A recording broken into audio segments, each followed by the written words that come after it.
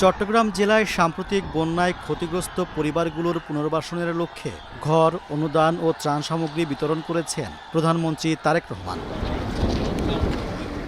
৯ August সকালে প্রধানমন্ত্রী হেলিকপ্টারে করে ঢাকা থেকে চট্টগ্রামের মহেশখালীর মাতারবাড়ি পৌঁছান। এরপর মাতারবাড়ি গভীর সমুদ্র বন্দর, কয়লা বিদ্যুৎ প্রকল্প এবং মহেশখালীর সমন্বিত উন্নয়ন কর্তৃপক্ষের কার্যক্রম ঘুরে দেখেন। এরপর মহেশখালী থেকে প্রধানমন্ত্রী বাঁশখালীতে যান। সেখানে বন্যায় ক্ষতিগ্রস্তদের পুনর্বাসনে নতুন ঘর হস্তান্তর করেন। পরে পশ্চিম বাঁশখালী হাই স্কুল ও কলেজ মাঠে এক জনসভায় ভাষণ দেন তারেক রহমান। সেখানে জ্বালানি ও বিদ্যুৎ খাতের সমস্যা সমাধানে 10 বছর মেয়াদী পরিকল্পনার কথা জানান। এই দেশের জ্বালানি বা বিদ্যুৎ খাতকে কয়েকটি গুটি সংখ্যক ব্যক্তির হাতে তুলে দেওয়া হয়েছিল।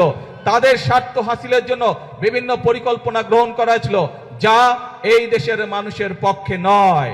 খুব স্বাভাবিকভাবেই সেই জ্বালানি ব্যবস্থা বা বিদ্যুৎ ব্যবস্থা যেটি অপরিকল্পিতভাবে যেই ব্যবস্থা গুটি কয়েক মানুষকে সুবিধা দিয়েছিল, সেটি যদি জনগণের স্বার্থে সেই পরিকল্পনা করতে হয়, স্বাভাবিকভাবে কিছু সময়ের প্রয়োজন।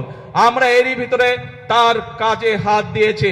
ইনশাআল্লাহ সমগ্র বাংলাদেশের মানুষের সামনে আগামী 10 বছর আমাদের জ্বালানি পরিকল্পনা কি হবে, আগামী 10 বছর ইনশাআল্লাহ বাংলাদেশের বিদ্যুৎ ব্যবস্থা কি হবে, সেই প্রস্তাবনা আমরা জাতীয় সংসদে উপস্থাপন করব। জ্বালানি খাত নিয়ে দেশে বিভ্রান্তি ছড়ানোর অভিযোগ তুলে প্রধানমন্ত্রী বলেন, কিছুদিন ধরে গুটি কয়েক মানুষ এ বিষয়ে বিভ্রান্তি ছড়ানোর চেষ্টা করছে। আমরা খেয়াল করেছি বিগত কিছুদিন ধরে কিছু মানুষ, গুটি সংখ্যক কিছু মানুষ এই ব্যাপারে বিভ্রান্ত ছড়ানোর চেষ্টা করছে। আপনাদেরকে পরিষ্কারভাবে উদ্দেশ্য করে বলতে চাই, বিএনপি সরকার সংসদে পরিকল্পনা উপস্থাপন করবে। আপনাদের যদি পরিকল্পনা থাকে, আসুন জনগণের সামনে উপস্থাপন করুন। কিন্তু বিভ্রান্তিকর কথা বলে দেশে বিশৃঙ্খলা তৈরি করবেন না, বিভ্রান্তিকর কথা বলে জনগণের শান্তি নষ্ট করবেন না।